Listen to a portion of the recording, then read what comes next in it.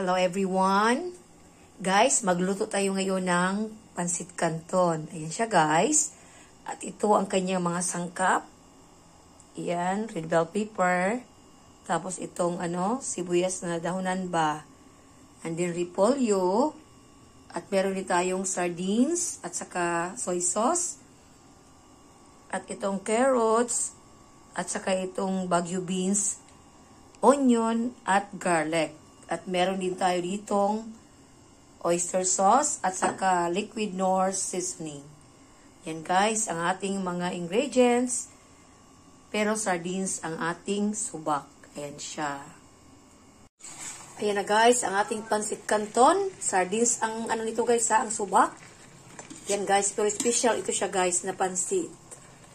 Yan. Kasi ang sangkap niya guys, todo talaga ang kanyang sangkap guys. Ayan, walay limit-limit ba? Ayan ang ating pansit canton. Oh, lami kayo guys. Sus, pagkalamihan ni guys. Ayan, try niyo ito mga nanay. Sardines ang isubak. Pero grabe kalami sa pansit canton. Ayan. Nakatawa naman ang anak ko nito guys. Kasi paborito niya ito guys. Pansit canton na sardines ang subak. Yan o. Sus, pagkalamiag yun sa itong pansit. Yan. Happy Mother's Day everyone! Thank you for watching, mga sisilabs. Sa ating lahat. Thank you.